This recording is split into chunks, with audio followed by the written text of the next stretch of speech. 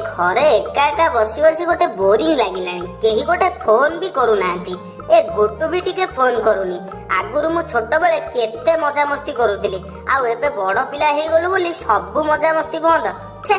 ना ना आउ एठी एमिति एका एका बसी बोरिंग हेबिनी आज इच्छा हेइची माने जेमिति भी हो किछि गोटे मजा मस्ती करी की रहबी छोट पिला होय कि बड़ पिला होय मस्ती तो मस्ती ना मो मुंडो गोटे बढ़िया आइडिया टे आसीची जाउची प्रथमे तारिठु मस्तीटा आरंभ करिवि हेलो गुड्डू किरे कोठी अछु तू अरे हां कह मु भाई हम घरे अछि कोन लागी अरे गुड्डू तू जानिचु आम गा छकरे गोटे बहुत बड़ गंडगोलटे हे जाईची आ एठी सन्या दादा को बहुत लोक बाडौचंती तू जल्दी आ मु सेठी अछि जल्दी आ अरे रो रो रो मु एई जाई पहुंचुची रो अरे संध्या काई काई कोठी गंडगोल होउची काई आ सन्या दा को कोठी बाडौचंती क जल्दी क अरे अरे तू सत्तरे एमिति व्यस्त होई कि सन्या दा को बंचाई को आसीचु आउ जदी बंचाईबा को आसीचु ताले एबे नुह एबे तू घर को पळा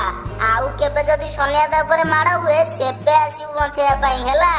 एबे नुहे जा माने एठी सन्या दा ऊपर माड फाड की गंडगोल किछि हेनी तू मते मिछरे एते व्यस्त करी के एठी डाकिचु काई की अरे अरे रागी गलु कि रे रागे ना बा मु एई एका एका घरे बसी बसी पूरा बोरिंग होउतिली सेई पई भाबिली का सहित गोटे मजा मस्ती कले माइंड टा टिके फ्रेश लागिवो सेई लागी तो सहित एमिति मस्ती कली रागिबु ना हला देख एमिति मस्ती जदी आ केबे मो सहित करिवु ताले मारी की फटै देबी बुझिलु तो माइंड टा फ्रेश हलानी जे मो माइंड को पूरा जाम करि देलु बुझिलु जे जा भाबुची भाबु म एमिति सिना का सहित मस्ती कले मो माइंड टा फ्रेश हबो नले केमिति हबो हेले ए मस्ती तू मते आउ टिके बड़ मस्ती दरकार हां गोटे आइडिया अछि सेया करिया अरे संतिया सियाड कुआडे जाउछु कि रे दादा हमर सेपटे मेंढा गुडा चरुचंती सेया को आनिबा को जाउची अरे संतिया तमर मेंढा केबे आनिलो कि रे ना ना नाई दादा से कथा कोन की एई 2 दिन तळे बाबा से मेंढा गुडा आनिथिले सेई गुडा चरुचंती हौ सेपटे जाउछु टिके सावधान ने थिबु सुनिची कुआडे जंगल ले गोटे बड़ भेड़िया बुलुची तू संभाली की थिबु बुझिलु आउ हां आमे माने सेई पाखरे काम करूछु जदी किजे असुविधा हुए ताले हमको डाकिबु बुझिलु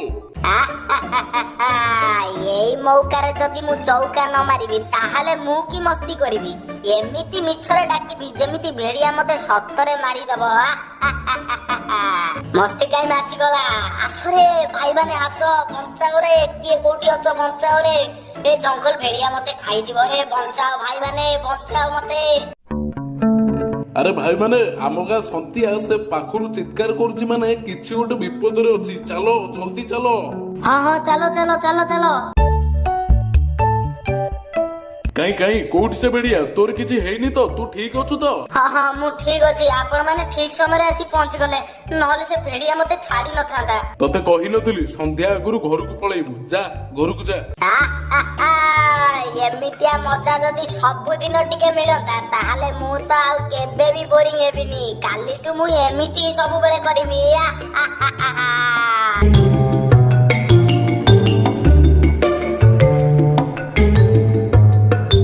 मस्ती टाइम आसी गला रे किए कोठी अछ भाई माने आसरे आज आसरे भेड़िया मते आउ छाडीबनी रे आसो किए कोठी अछ आसरे जल्दी जल्दी आसरे मार देला रे मते मार देला रे भेड़िया मार देला रे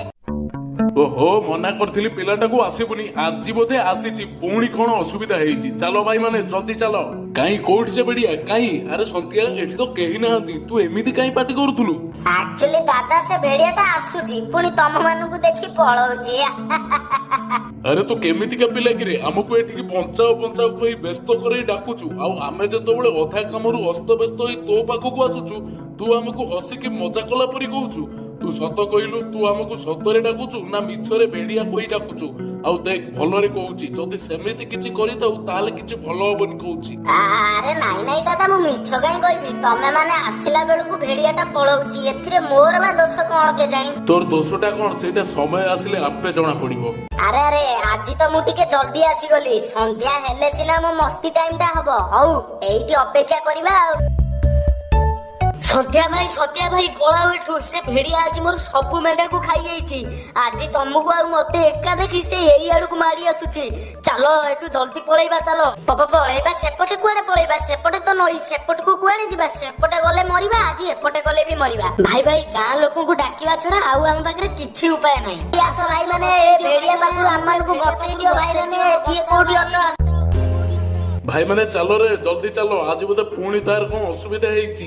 ତମେ ଯାଉ, ଯେତେ ଥର ଆମେ ଯାଇଛୁ ସେଠି କିଛି ନାହିଁ, ସେ ମିଛରେ ଡାକୁଛି, ତମେ ବି ଯାଉନା ସେଠିକି, ବୁଝିଲ? ମୁଁ ବୁଝୁଛି, ହେଲେ ଆଜି ଚାଲ, ଯଦି ସେ ସେଠୁ ସତରେ ଡାକୁଥିବ ତ ଠିକ ଅଛି, ଆଉ ଯଦି ମିଛରେ ଡାକୁଥିବ ତାହେଲେ ତାକୁ ମାରିକି ଫଟେଇ ଦେବି। ଚାଲ ଏବେ ଚାଲ। ଗାଁ ଲୋକମାନେ ସନ୍ତିଆ ପାଖକୁ ଯାଇ ଭେଡିଆକୁ ମାରିକି ତଡ଼ିଲେ। ମତେ କ୍ଷମା କରିଦିଅ ଗୋପୀ ଭାଇ, ମୁଁ ଆଜି ଯାଏ ମୋର ମସ୍ତି କରିବା ପାଇଁ ମିଛରେ ଡାକୁଥିଲି, ହେଲେ ଆଜି ସେଇ ମସ୍ତି ପାଇଁ ଆଜି ମୁଁ ଶାସ୍ତି ପାଇଥାନ୍ତି। ହେଲେ ଗୋପୀ ଭାଇ, ତମେ ତ ଜାଣିଥିଲ ମୁଁ ମିଛରେ ଡାକେ ବୋଲି, ସବୁ ଜାଣିକି ବି ତମେ ଆଜି ବି କେମିତି ମତେ ବଞ୍ଚେଇବାକୁ ଆସିଛ? ଦେଖ ସନ୍ତିଆ, ତୁ ଯାହା କଲୁ ଏମିତି ଥରେ ମିଛୁଆ ରାଧୁଆ ମଧ୍ୟ କରିଥିଲା, ହେଲେ ଶେଷ ଥର ଯେତେବେଳେ ସେ ଚିତ୍କାର କରି ଡାକିଥିଲା କେହି ବି ଗାଁ ଲୋକ ଆସିନଥିଲେ। ହେଲେ ଆମେ ହେଲୁ ଶ୍ୟାମପୁରର ଲୋକ,